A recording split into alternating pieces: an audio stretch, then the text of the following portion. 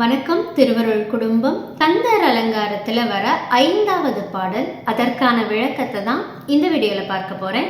முதல்ல உங்களுக்கு பாடலை படிச்சு காட்டிடுறேன். திறந்த புவனங்கள் ஈன்ற பொற்பாவை திருமுலைப்பால் அருந்தி சரவண பூந்தொட்டிலேறி அறுவர் கொங்கை விரும்பி கடலல குன்றள சூரள விம்மி அள்ளும் குருந்தை குறிஞ்சி கிழவனென்றோதும் குவலயமே. இதுதான் இந்த பாடல்.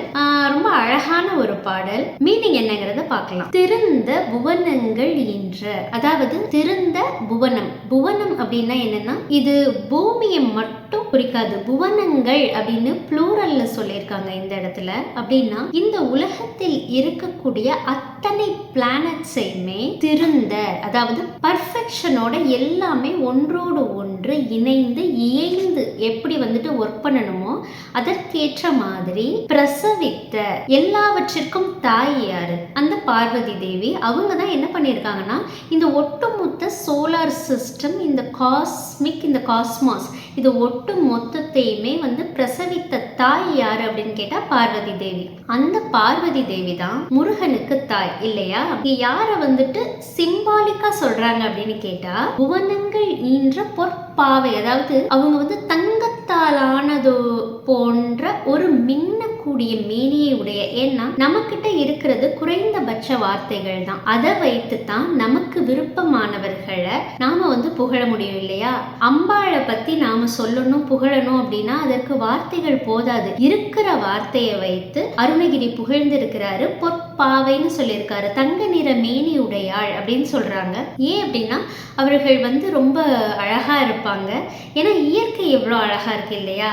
அந்த தாய் தானே இயற்கை. அந்த இயற்கை எந்த அளவு அழகுங்கிறத வர்ணிக்கிறதுக்காக தான் அருணகிரிநாதர் பொற்பாவை அப்படின்னு சொல்றாங்க. பொற்பாவை திருமுலைப்பால் அருந்தி அப்படின்னா அவரிடத்திலே பால் அருந்தி வளர்ந்த குழந்தை யார் அப்படின்னு கேட்டா முருகன். ஏன் அப்படின்னா தாய். பார்வதி தேவியார் முருகனுடைய தாய் அப்படிங்கறத இந்த வரி மூலமா நமக்கு உணர்த்துறார். திருமுலைப்பால் அருந்தி சரவண பூந்தொட்டிலேறி அறுவர் கொங்கை அப்படின்னு சொல்றாங்க. சரவண பொய்கை, அதுல 6 தாமரை, அந்த 6 தாமரையில குழந்தையாக தோன்றி அதற்கு பிறகு கார்த்திகை பெண்களிடத்திலே வளர்ந்தவர். இங்க ஒரு விஷயம் கவனிச்சிங்களா? இந்த உலகத்திலேயே ஃபர்ஸ்ட் ஃபேமிலி யாரு அப்படின்னு கேட்டா அது சிவ குடும்பம் தான். கணவன், மனைவி, 2 பையன், ஒரு பொண்ணு, இந்த மாதிரி அவர்களோட குடும்பம் ஒரு எடுத்துக்காட்டான குடும்பமா இருக்கு.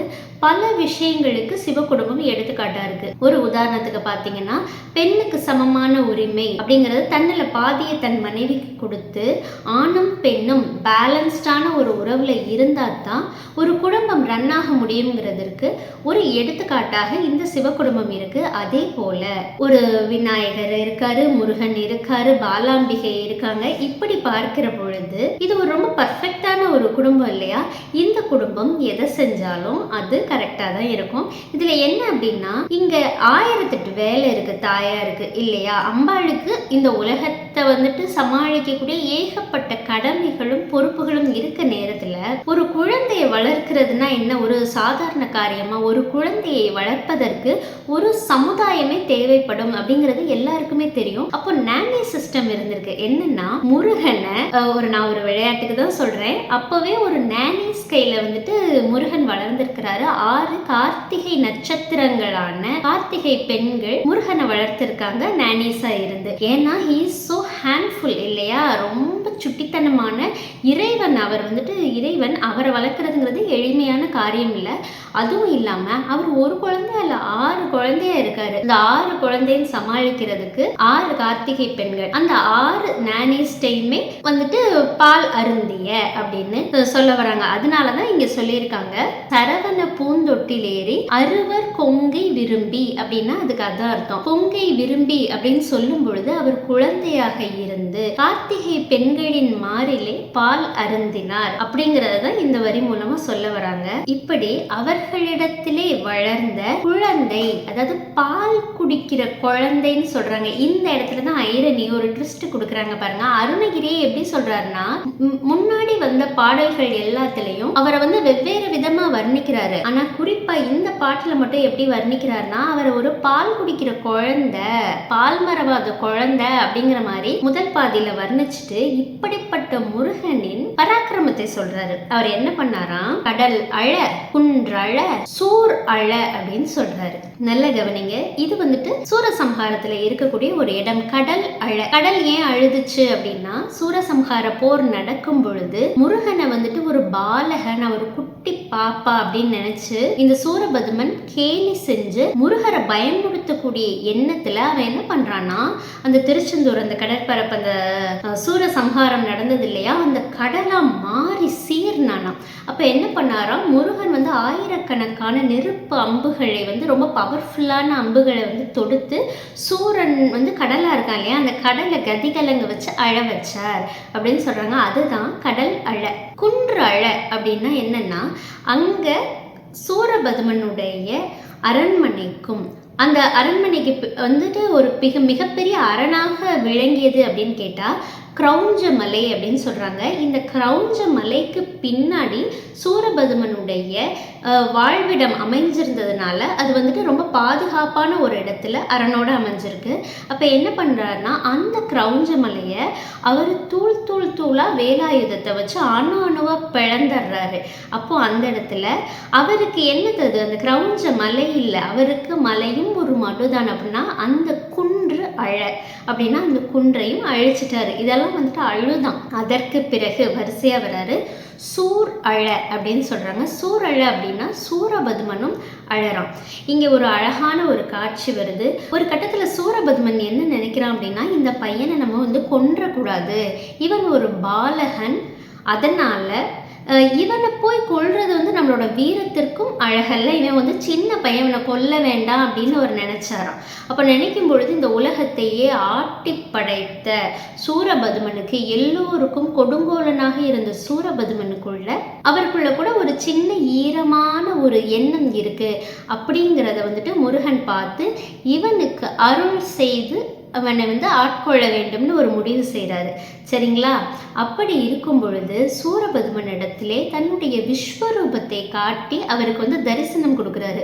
விஸ்வரூப தரிசனம் அப்படின்றத ஆன்மீகத்தில் எப்பெல்லாம் உங்களுக்கு வந்து மென்ஷன் பண்ணுறாங்களோ நீங்கள் புரிந்து கொள்ள வேண்டியது என்ன அப்படின்னா, அதுதான் நமக்கான தரிசனம், அதுதான் நமக்கான முக்தி, அது ஞானத்தை நாம் பெறும் குறியீடு. விஸ்வரூப தரிசனத்தை காணுதலே ஞானம் ஆகும் அப்படிங்கிறத நம்ம புரிஞ்சுக்கணும். அப்போ என்ன ஆகுது அப்படின்னா, முருகன் வந்துட்டு சூரபத்மனுக்கு விஸ்வரூப தரிசனத்தை காட்டினதுனால அவன் ஞானம் பெறுகிறான். அவன் புரிஞ்சுக்கிறான் தன்னுடைய பிறப்பு என்ன, இதுதான் நம்மளோட வந்துட்டு எண்டிங், இது நம்ம வந்து முக்தி அடைய வேண்டிய நேரம், நாம் வந்துட்டு பண்ணதெல்லாம் தப்பு, இது எல்லாமே ஒரு முடிவுக்கு வந்துருச்சு. ஆனால் வதம் முடிவுக்கு வரலை. சரியா? அப்போ என்ன பண்ணுறான்னா, அவன் மன்னிப்பு கோருகிறான், தான் செய்த தவறை உணர்கிறான் சூரபத்மன். அப்படி தவறை உணர்ந்த பிறகு முருகன் என்ன பண்றாரு, அவனை ஆட்கொள்ள வேண்டும் அப்படிங்கிற ஒரு எண்ணத்தோட என்ன செய்யறாரு அப்படின்னா, நடந்தது எல்லாத்தையும் அவனுக்கு மறக்க வச்சிடறாரு. மறக்க வச்சோன்னே தான் ஞானம் பெற்றோம், இறைவனுடைய விஸ்வரூப தரிசனத்தை கண்டோம் அப்படிங்கிறது எல்லாத்தையுமே மறந்துட்டு மீண்டும் என்ன பண்றான், போர் வந்து கண்டினியூ ஆயிட்டு இருக்கு இல்லையா, ஓடி போய் ஒரு மாமரமா மாறி நின்னுக்கிறான். மாமரமா மாறி நின்ன உடனே இவர் என்ன பண்றாருன்னா, தன்னோட வேல் ஆயுதத்தால ரெண்டா பொழந்துடுறாரு. ஒன்றை வந்து மயில் வாகனமாகவும் இன்னொன்று சேவல் கொடியாகவும் மாற்றி தன் கூடவே சூரபதுமனுக்கு ஒரு முக்தி அளித்து கூட வச்சுக்கிறாரு. இது வந்துட்டு கருணையோட எல்லை இல்லையா? கருணைக்கு ஒரு எல்லை இருக்கும் அப்படின்னு கேட்டா, கருணைக்கு ஒரு வடிவம் இருக்கும் அப்படின்னு கேட்டா அது முருகன் தான். நாம பெரும்பாலும் இறைவர்கள் வந்துட்டு வதம் செய்யக்கூடிய கதைகளிலே முழுமையாக அவர்கள் வந்து அசுரர்களை வதம் செய்து விடுவார்கள். ஆனால் முருகன் என்ன பண்ணியிருக்காரு அப்படின்னா, அந்த கல்லுக்குள் இருக்கக்கூடிய ஈரத்தை பார்த்து அவருக்கு முக்தி அளித்து, அந்த கல்லுக்குள் இருக்கக்கூடிய ஈரத்தை பார்த்து அவருக்கும் முக்தி அளித்து தன் பக்கத்திலே அழைத்து அமர வைத்து கொண்டார். இதை விட ஒரு இறைவன் ஒரு கருணையை வந்து எப்படி காட்ட முடியும்? அந்த கருணையோடைய வடிவம் வந்துட்டு முருகனா இருக்காரு. இதுல ஏன் இதை நான் சொல்றேன்னா, ஒரு அழகா சொல்லியிருக்காங்க, ஒரு வரிசை சொல்லியிருக்காங்க இல்லையா, கடல் அழ, குன்றழ, சூரழ, விம்மி அழும் குருந்தை அப்படின்னு சொல்றாங்க. இதெல்லாம் அழுததால முருகனும் அழுகிறாரு அப்படிங்கிறாங்க. இதை எப்படி வந்துட்டு சொல்றது, முருகனும் அழுகிறாராம். தவறை உணர்ந்த ஒரு மனிதன் இறைவனிடத்துல சரணாகதி அடைந்து தன் தவறை உணர்ந்து அவன் கஷ்டப்பட்டு அழும் பொழுது அந்த உணர்ச்சியை இறைவனும் ஏற்று பிரதிபலிக்கிறார். பக்தனுக்கு ஒரு கஷ்டம் வந்தா முருகனால தாங்க முடியாது. அவர் ரொம்ப இழகிய மனம் உடையவர் அப்படிங்கிறது தான் இதன் மூலமா சொல்றாங்க. ஏன்னா விம்மி ஒரு குழந்தை மாதிரி அவர் குழந்தை மனசுன்னு சொல்லுவாங்கல்ல, அவருக்கு ரொம்ப குழந்தை மனசுங்க. அவரால் மற்றவங்க கஷ்டப்பட்டா தாங்கிக்க முடியாது அப்படிங்கிற மாதிரி சூரபதுமன் அந்த கடலில் முருகனும் அழுதார் அப்படின்னா அவர் அழலை, அவர் பரிதாபப்படுகிறார். தன்னுடைய பக்தனின் கஷ்டத்தை தன் கஷ்டமாக பாவிக்கிறார். அப்படி அவர் பாவிக்கிற பொழுது தான் சூரபதுமன் போன்ற அரக்கனை கூட ஆட்கொள்ளக்கூடிய அந்த தகுதி அந்த இறைவனுக்கு வருது. அப்படிப்பட்ட அசுரனை அவர் ஆட்கொள்றாரு. இதுல இன்னொரு தியரி கூட இருக்கு, நீங்க கேள்விப்பட்டிருப்பீங்க. படிக்கும் பொழுது ஆற்றலை ஆக்கவும் முடியாது, ஆற்றலை அழிக்கவும் முடியாது, ஒரு ஆற்றலை மற்றொரு ஆற்றலாக மாற்ற முடியும் அப்படின்னு சொல்லியிருக்காங்க. முருகன் இந்த இடத்துல அதானே பண்ணியிருக்காரு. அவர் அந்த சூரபதுமன் அப்படிங்கக்கூடிய ஒரு பேராற்றல், அதை மறுக்கவே முடியாது. அதாவது இந்த ஒட்டுமொத்த எக்ஸிஸ்டன்ஸையே ஆட்டி படைச்ச சக்திசாலியை அவர் என்ன செய்யறாரு, முழுமையா அழிக்கல ஒன்றை மற்றொன்றாக மாற்றுகிறார். அதாவது எல்லாருக்கும் தீமை செய்து கொண்டிருந்த ஒரு மாபெரும் சக்தியை அவர் முதல்ல வெற்றி பெறுகிறார். வெற்றி பெற்று அந்த சக்தியை சரியாக பிரித்து வேறு ஆற்றலாக மாற்றி தன் பக்கத்திலேயே வச்சுக்கிட்டாரு. ஏன்னா அந்த ஆற்றல் அளப்பரியது இல்லையா, அதை ஹேண்டில் பண்ணக்கூடிய கெப்பாசிட்டி அது யாருக்கு யூஸ் ஆகும் அப்படின்னா முருகனுக்கு தான் யூஸ் ஆகும். ஸோ அவர் அந்த ஆற்றலை வேறு ஆற்றலாக மாற்றி தன் பக்கத்திலே வைத்துக் கொண்டார். அப்படி இருக்கும் பொழுது அறிவியல் கோட்பாடுகளோடு இயைந்து தமிழ் கடவுள் முருகன் அவருடைய வரலாறு இருக்கு அப்படின்னு யோசிக்கும் பொழுது இவர் எது செஞ்சாலும் கரெக்டா தான் இருக்கும் அப்படிங்கிற ஒரு விஷயம் நமக்கு தோணுது. அதே நேரம் அவர் மேல இருக்கக்கூடிய பக்தி பெருகுது.